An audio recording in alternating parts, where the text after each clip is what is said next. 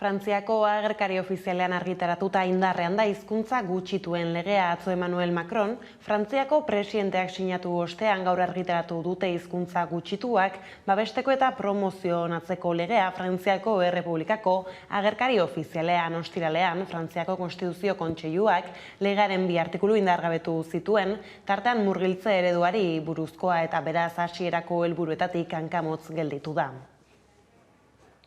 Arratsalde-on guztioi. Konstituzio Kontseiluaren erabakiaren ondotik, Asamblea Nazionalak legea berrikusi ahal izatea eskatu zuen hainbat diputatuk, baina legea sinatuta aukera horri atea itxi dio Macron presidenteak. Gauzak horrela, bere horretan sartu da indarrean legea eta orain Frantziako konstituzioa aldatzea da aukera bakarra eskualdeko hizkuntzei kendutako babesa emateko. Hizkuntza gutxituak babesteko legea indarrean sartu da Frantziako Errepublikako agerkari ofizialean argitaratuta. Hasierako helburuetatik urrun gelditu da. Frantziako Konstituzio Kontseiluak 2 artikulu indargabetu ditu, murgiltze ereduari buruzkoa eta zeinu diakritikoak dokumentu ofizialetan erabiltzeari buruzkoa. 2 artikulu horiek konstituzioaren aurkakoak direla ebasten du legeak. Orain konstituzioa aldatzea da aukera bakarra eskualdeko hizkuntzei kendutako babesa emateko. Hizkuntza gutxituen legearen sustatzailea Paul Molak Britainiako diputatuak berehalako lege proiektu bat aurkeztea eskatu dio Macroni murgiltze eredua ahalbidetzeko. Ipar Euskal Herriko hautetsi nagusiek eta euskalgintzako eragileek salatu dutenez, ebazpenak segurtasun falta eragiten du zehazkan. Aurrerantzean, Frantziako gobernuari dagokio erabakitzea zer egin itunpeko eskolen kontratuekin. Euskalgintzako eragileek maiatzaren 29an Baionan mobilizatzera deitu dute, euskarazko irakaskuntza elebakarra eskaintzen duten 4 eskola publikori babesa erakusteko. Gauzak horrela, Nikolas Blain, Euskal Herria baiko kidea izan dugu gurean gaur magazinean Molak legearen auziaz aritzeko.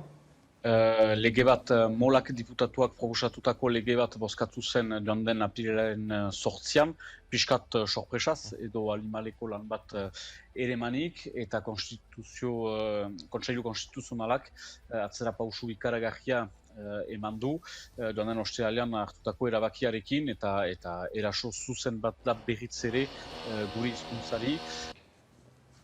Eta hizkuntzaren bueltako gaiekin jarraiki, Euskara eskakizunen kontrako epaia joera baten isla dela salatu dute larunbatean Bilbon. Irungo udaltzaingoaren lan eskaintza batean Euskara eskatzea diskriminatzailea dela ebatzi zuen iragan astean Euskal Autonomia Erkidego Auzitegi Nagusiak. Eta erabaki hori gaitzesteko 200 bat pertsona batu ziren asteburuan Bilbon, Euskalgintzaren Kontseiluak antolatu zuen elkarretaratzea.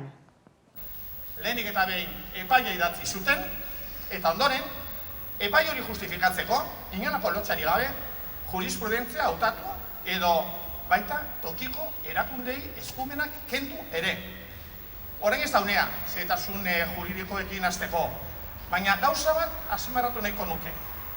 Epaiak oso argi esaten du, hemen badagoela edozerren gainean dagoen printzipio. Herritarroi gaztelania ezagutzen zaigun derrigortasuna. Antza, hori nahikoa da eskubideen aldeko edozein neurri baliogabetzeko.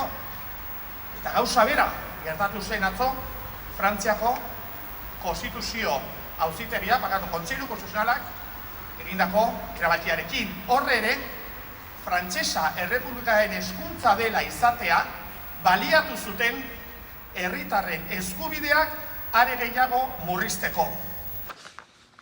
Ekonomiaren arloan, gehiengo sindikalak agerraldia egin du Bilbon maiatzaren 29an larunbatean pentsiodunen mugimenduak deitutako mobilizazioan alde egin eta parte hartzeko deia egiteko.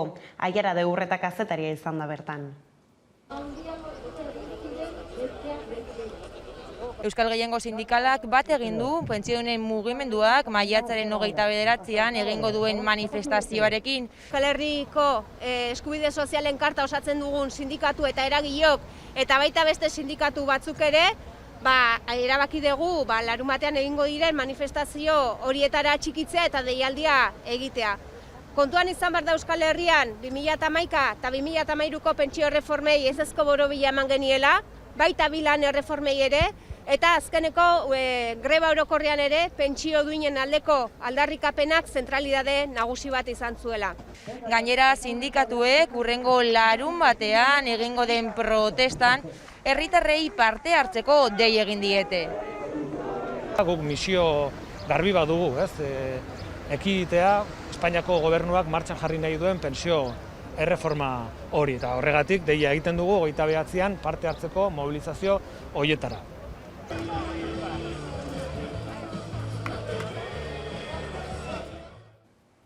Astelenero bezala, pentsiodunek ere elkarretaratzea egin dute Bilboko udaletxe parean eta larun bateko mobilizazioei begira mintzatu dira.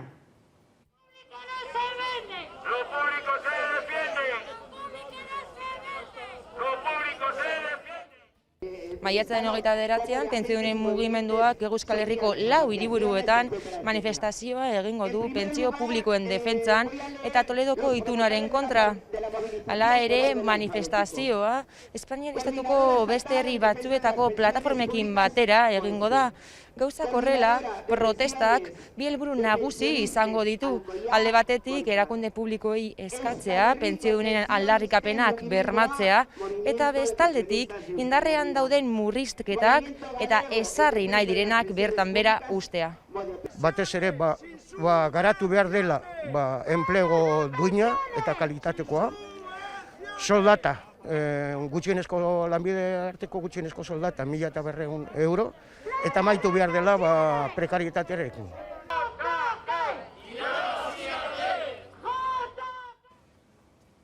Ostera Zaldibar argitu plataformak eta Euskal Herriko eskubide sozialen kartak deituta 100 pertsona inguru bildu dira Zaian Zaldibarko zabortegia erortzearen erantzunkizun politikoak argitzea eskatzeko. Joaquin Beltranen bilaketa lanak etenda ere, erantzukizun politikoak argitzea eta azken ondoriotaraino iristea ezinbestekoa da. Egia ezagutu dadin, justizia egin dadin eta berriro gerta ez dadin bermeak ziurtatzeko. Horregatik, guzti salagarria iruditzen zaigu Eusko Jaurlaritzaren jarrera 2008ko otsailaren 6 hasi eta gaurko egunera arte. Aurpegia emanez eta erantzukizuna saihestu eta Berter Recycling enpresa errudun bakar gisa aurkeztu. Azken egun hauetan, epaitegietara bidalitako txostenen arabera 2016tik arrisku larrian zegoen Zaldibarko zabortegia. Eta horren aurrean beharrezkoak ziren neurketak eta kontrolak ez dira egin. Eta hau ez da kasualitatea. Inigo Urkullu gidaturiko Eusko Jaurlaritzak eta Iñaki Arriola sailburuak ardura politiko zuzena daukate. Zaldibarko zabortegian gertaturikoa hondakinen kudeaketa ereduaren ondorio zuzena da. Migratzaile baten gorpua topatu dute Bidasoa ibaian Irunen bertako harrera sarearen arabera hipotesi nagusia da, igaro bidean zioan etorkin bat zela migrazio ibilbidearekin jarraitzen saiatzen. Instituzio publikoek ardurak hartzeko exigitu dute sareko kideek eta migratzaileen egoera eta ezarritako politikak aldatzeko lan egiteko presioa ere. Horrez gain egoera salatzeko manifestazioa deitu dute larun baterako Irun eta Hendaia artean. Ezin dugu normalizatu bizitza hobeagoaren bila datozenen sufrimendua. Ezin dugu legitimatu jazarpena, heriotza. Sahara, Mediterraneoa, Atlantikoa eta Bidasoako mugak eremu geografikoak soilik behar lukete izan, ez migranteek heriotza aurkituko duten tokia. Datorren maiatzaren 29an espero zaituztegu, 5etan Irungo udalaren aurrean edo Hendaiakoan. Santiago zubian batuko diren 2 manifestaldi egiteko. Berriz merkantzia ontzi batek 95 pertsona erreskatatu ditu azken orduetan Mediterraneo itsasoan gomazko ontzi batean zihoazen eta hainbat orduz nora ezean ibili ostean onik erreskatatu dituzte. Aita Mari salbamenduko euskal ontzia 95 pertsona horien bila ari zen Mediterraneo itsasoan. Antza denez, gomazko ontzia Libiako hondartza batetik itsasoratu zen larun bat gauean. Gaiztaldatuta jendetza elkartu zen atzo arratsaldean Azpeitian, larun bat gauean ertzaintzak kalean jai giroan zeuden gazteen aurka, kargatu izana eta 4 gazte atxilotu izana salatzeko Udane Arbeo. Atzoko egunean 100 herritar bildu ziren Azpeitiko plazan larun bat gaueko 4 atxiloketak eta jazarpen poliziala salatzeko. Muturreko biolentzia erabili zuen, bertan zeudenei kolpeak emanez, eta foan jaurtigailuak botaz behin eta berriz. Gazteko Ordinakunde Sozialistako kideek hartu zuten hitza, baina beste hainbat eragiletako kideak ere batu ziren protestara. Hala nola Ernai eta EH Bildu. Ernaiko batean adierazi du pandemia egoeran urtebete pasa daramagula jada eta oraindik ez direla gai izan egoerari adarretatik eusteko. Gaineratu du aginpide guztia Espainiar estatuari utzi eta hark esandakoi men egitera mugatu dela Eusko Jaurlaritza. Hala ez duela pauso bakar bat ere eman herritarren egoera honi aurre egiteko baliabideak eskaintzeko garaian. EH Bilduk berriz ertzaintzaren esku hartzea erabat lekuz kanpokoa eta neurri gabea izan zela salatu du, eta polizia eredua aldatzeko beharra agerian uzten duela. Azpeitiko EAJak ordea ertzaintza nahiz udaltzaingoa babestu zituen bizikidetza arauak betearazteko egineko lanarengatik. Istiluak larunbat gauean gertatu ziren Izarrezko atea parkearen inguruan. Ertzaintzak jakinarazi zuenez, 19, 18, 15 eta 14 urteko gazteak eraman zituzten atxilo, desordena publiko egotzita. Bost horri zizkioen, da atzi azizkien, hijo de puta ez da izer, bultza azizkioen, jotzen azizkioen, eta ero gaina azizkioen gezur esaten ninakela boteie. Atxilo eraman zituzten gazteetako batzuk Zarauzko komisaldegian igaro zuten gaua, baina dagoeneko aske utzi dituzte. Uztarria Dabideak jakin ahal izan duenez gainera, hainbat dira gertakarietan zauritutako gazteak. Ertzaintzak azaldu duenez, poliziek defentsak erabili behar izan zituzten lekua ustutzeko, eta besteak beste foam jaurtigaiak baliatu zituzten gazteak sakabanatzeko. Haien arabera 300-400 gazte artean zeudenan, kale zurrutean musika ozen jarrita eta suziriak piztuta. Eta COVID-19 helduta astelehen honetan hasiko da Osakidetza AstraZenecarekin txertatutako 60 urtetik beherako oinarrizko langilei deitzen COVID-19 kontrako bigarren txertoa jasotzeko hitzordua emateko. Hilaren 26tik uztailaren 8 arte bigarren dosia jaso beharko lukete Euskal Autonomia Erkidegoan otsailaren 26tik apirilaren 8 lehen dosia jaso duten kolektibo horretako 93.300 pertsonek. Nafarroan ordea bestelakoa da egoera, Josu Ganuza. Koronavirusaren egoerari dagokionez, hemen Nafarroan datuek nabarmen hobera egin dute maiatzaren azken aurreko astean eta 121eko jaitsiera jasan dute aurreko asteari dagokionez. Atzokoan 47 gaixo berri atzeman zituzten koronavirusarengatik eta ospitaletan 78 gaixo daude une honetan. Txerto kanpainari dagokionez, 128.000 nafarrek baino gehiagok jaso dute dagoeneko bigarren dosia, hala beste modu batera esan da, jaso dute immunizatze prozesu osoa eta bestalde, aurreikuspenak gainditu dituzte foru erkidegoan espero baitzuten Nafarren 140ak behintzat dosi bat jasotzea ekainerako eta dagoeneko datu hori eskuratu du foru erkidegoak. Gauza korrela Hego Euskal Herriko datuei dagokienez, 298 positiboa atzeman dira azken 24 orduetan, 6.355 test eginda. Beraz, 4,4%koa da intzidentzia tasa une honetan. Eta azken asteburu honetan ere Nafarroa berriz altxa ekimenak gogora ekarri du, duela 5 urte Nafarroa osoak okupazio espainiarraren aurka egindako matxina da, ez ariketa nostalgiko gisa, baizik eta gogoratzearen balio politikoa azpimarratzeko. Duela 5 urte Iruñean matxinatutako herritarrei omenaldia egin diete. Nafarroa berriz altxa ekimenak gogora ekarri ditu asteburuan 1521ean Gaztelako Armada Imperialaren aurka altxatu ziren Erresumako hiriburuko herritarrak.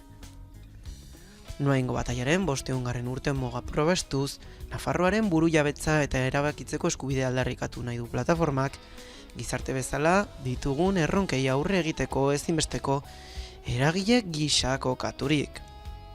Aurreko astean, bete dira 5 mende iruindarrak Loiolako Inigoren Gaztelako armadaren aurka altxatu zirela, eta hirian gertakaria gogoratzen duen eskultura bakarra, lehen zabalgunean egonik, salatu dute hori Iruñeko herritarrak bombardatu zituztenek hiri erdigunean duten oroigarria dela, eta aldiz, iruindarrei ez zaiela omenaldirik egin.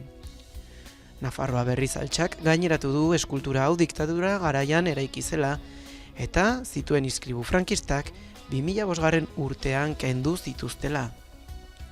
Hori dela eta duela 500 urte gertatutakoa kontatu, eta memoria justu bat aldarrikatzeko asmoz, maiatzaren 22an egin zuten omenaldia, eta Iruñeko udal erregistroan mozio bat erregistratu dute, gertakariei argia eman, eta Iruñeko udalari eskatuz, gertakariok izan ziren moduan onar ditzan. Asteburuan, altxatu ziren Iruñeko herritarren oroimenean, garaibeteko Nafarroako jauregia eta oraingo artxibo orokorretik gertu dagoen maiatzak 2 kalearen izendapena, 1521eko maiatzaren 16koarengatik ere aldatu zuten gertakizunaren testu inguru historikoaren azalpen plaka batekin batera. Ostera udako kanpainari ekin dio sarek, ibilian etxerako bidean dinamikarekin urrira bitartean eskualdeka mobilizazio ezberdinak garatuko dira eta elkarri lekukoa pasaz, Donostian izango du amaiera dinamika urriaren 23an egingo den mobilizazio nazional batekin. Gaurtik aurrera eta abuztuaren 21 bitarte, Gipuzkoak eskualdez eskualde ekimen eta mobilizazio maratoia abiatuko du. 2 astean behin eskualde bati egokituz, eta hurrengoari testigantza pasatuz. Amaiera abuztuaren 21an emango diote, Donostira egingo den martxa eta herrialde mailako mobilizazioarekin, eskualde guztiak bertan batuaz. Uztailean, azken urtetan egin izan dugun moduan, Euskal Herriko 4 lurraldeak igaroko dituen bizikleta itzulia antolatu dugu. Uztailaren 22, 23 eta 24ean. Uztaila eta abuztuan, hiriburuetan aldarri konkretuak barnebilduko dituen manifestazioak egingo ditugu. Uztailaren 3an, Iruñean hasiz. Irailean, Gipuzkoarrei testigua hartuaz, Bizkaia, Araba eta Nafarroako dinamiken txanda izango da. Bizkaitarrak hasiko dira abuztu amaieran. Nafarrak gau eta egun iraungo duen martxa ibiltaria egingo dute irailaren 29tik urriaren 2 eta ostean arabarrek emango diote amaiera. Azkenik, urriaren 23an, mobilizazio orokor batekin emango diogu amaiera ibilian etxerako bidean kanpainari Donostian. Bestalde, 55 urte igaro dira Bernardo Bidaola atxega, Txirrita, Tolosarra, Sara eta Etxalar artean desagertu eta hainbat egunetara hilik agertu zenetik. Oraindik ez dago argi zer gertatu zitzaion Ala Egiari Zor Fundazioak ekitaldia egin du, egia jakin eta estatuaren biktimak aitortzeko garaia delako. Gainera gaur bakearen eta armagabetzaren aldeko emakumeen nazioarteko eguna ospatzen da egun honetan, emakumeen gerraren aurkako, borroka eta lorpenak gogoratzen dira eta gerrei aurre egiten jarraitzen duten milaka emakumeren lana baloratzen da Udane Arbeok landu du gaia minutu batean.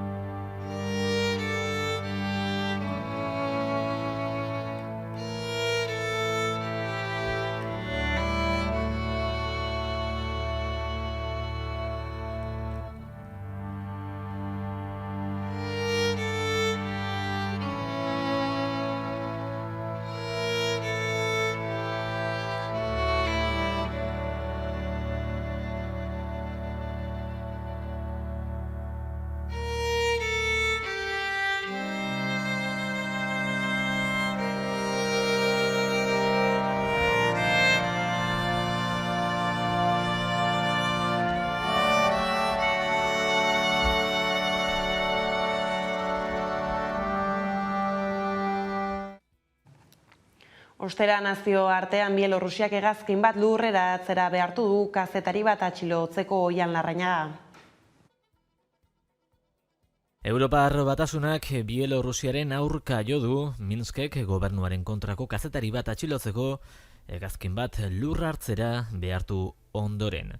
Hegazkina Grezia eta Lituania arteko hegaldi bat egiten ari zen. Lituaniara iritsi aurretik ordea, Bielorrusia zeharkatzen ari zen bitartean, hegazkinean bomba bat egon zitekeela jakinarazi diete bertako segurtasun indarrek pilotuei.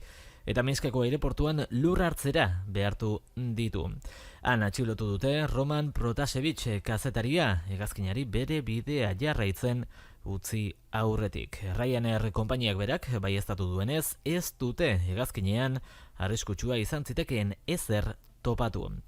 Telegram aplikazioko Nexta kanalaren sortzaileetako bat da Protasevich. Kanal hori garrantzitsua izan zen Alexander Lukashenko presidentea azken hauteskunden ondoren berriz karguan hautatua izan zenean, zabaldu ziren istiluak koordinatzeko.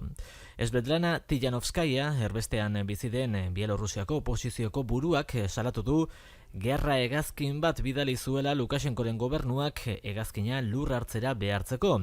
Eta Protasevichi heriotza zigorra ezarri diezaioketela orain. Lituaniatik kazetariaren atxiloketa salatu du Gitanas Nauseda presidenteak eta berehala aske uzteko eskatu du. Europar Batasunari eta Natori Bielorrusiaren aurka erreakzionatzeko ere eskatu die. Bruselatik onartezintzat jo du hegazkina lur hartzera behartu izana eta Protasevichen atxiloketa Josep Borrell Batasunaren atzerri politikarako goi ordezkariak. Joan den azaroan sartu zuen Protasevich ekintza terroristekin zerikusia duten pertsonen zerrendan Bielorrusiako segurtasun batzordeak. Eta Kulturan Gipuzkoako Foru Aldundiak euskarazko ikus-entzunezkoen sorkuntza bultzatuko du igazte programaren bitartez sare sozialek gero eta presentzia nabarmenagoa duten garaian, horietan euskarazko edukiak sortzera bultzatu nahi ditu Aldundiak Gipuzkoako gazteak. Gazteak euskarara erakartzeko helburuz gazte programa abiatu du Gipuzkoako Foru Aldundiak. Lehiak eta forma hartu du proposamenak, aurkezpenean azaldu dutenez, eta 3 erronken inguruan ikus-entzunezkoak sortzea izango dut helburu programan parte hartzen ari diren 1200 gazteek. Martxoan ekin zioten horietako lehenengoari. Kasu hartan programarako leloa sortu behar izan zuten gazteek, sare sozialetan zabalduz lelo hori aurkezteko bideoa. Bigarren erronka egunotan ari da garatzen eta ekainaren 4 arte dute epea hori betetzeko. Oraingoan, ateekin zerikusia duen ikus-entzunezko bat sortu dute gazteek. Izan sorkuntza propioa zein gustuko film edo telesail bateko eszena bikoiztuta adibidez. Datozen asteetan emango dute 3. erronkaren berri. Sekuentzia labur bat hartu eta bikoiztu. Gazteak mugikorra hartu eta grabatzen hastera gonbidatu nahi ditu ekimenak. Hala, egunero erderaz egiten dutena euskaraz egiten hasteko pausua ematea nahi dute bultzatzaileek. Horretarako hain zuzen euskarazko edukiak sortzen dituzten gazte erreferenteak aukeratu dituzte. Emanaldietan zein sare sozialen bidez, erronketan parte hartzera gonbidatuz Gipuzkoako ikasleak. Esan bezala, 1200 gaztek parte hartu du erronketan, baina sareetan 30.000 gazte baino gehiagorekin konektatzea lortu du igaztek eta horiei guztiei zabaldu nahi diete parte hartzeko gonbitea. 14 eta 16 urte bitarteko Gipuzkoako gazte guztiek parte hartu ahal izango dute erronkak betez eta igazte etiketatu zeuren publikazioetan.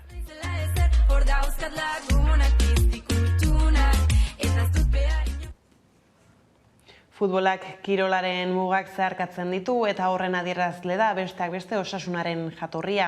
Klub eta jarraitzaileen nafarrak aitzindariak izan dira kirolean memoria historikoaren bidea irekitzerakoan, hala 36ko altxamendu frankistaren errepresioa jasan zuten Osasunako kideak omendu dituzte asteburuan.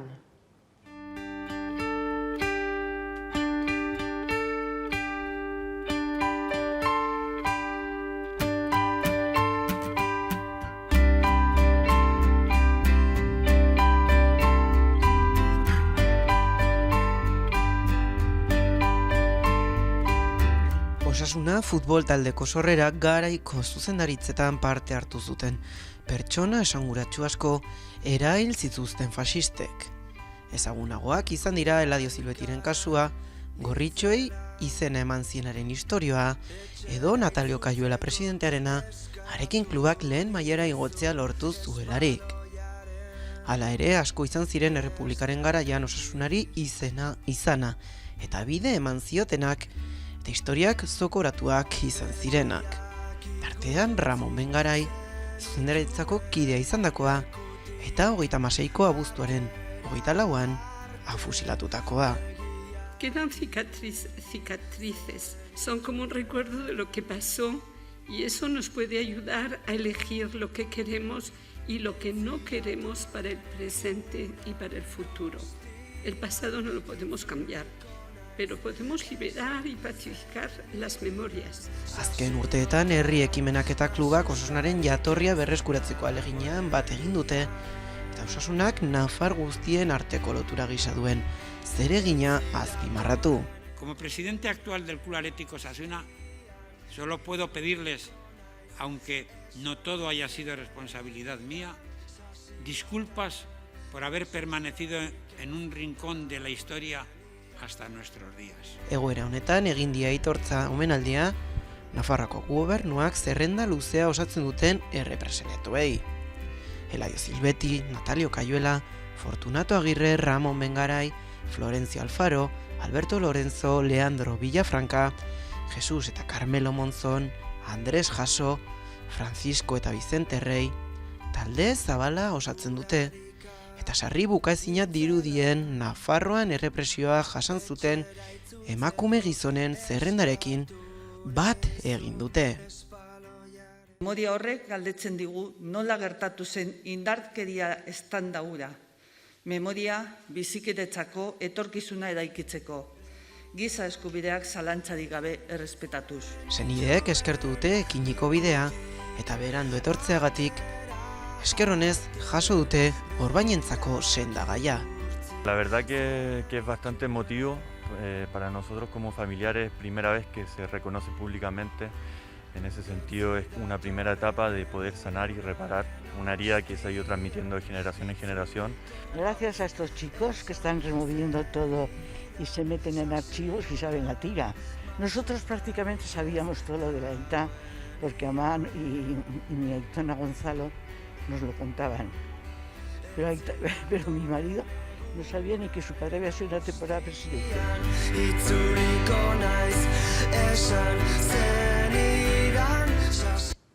Ostera Amorebietak bigarren mailara igotzea lortu du, ala Zornotzako kirol elkarteak hankaz gora jarri du Bizkaia, zentzu honean bigarren mailara igotzeak, larunbatean gauerdian lortutakoak, sentsazio oso onak utzi ditu ez bakarrik Bizkaian, baita Euskal Herri osoan ere gutxienez 3 talde izango dira datorren denboraldian Espainiako bigarren mailan Eibar Reala B eta Amorebieta Eibar mailaz jaitsi da eta beste biek balentria egin dute asteburuan.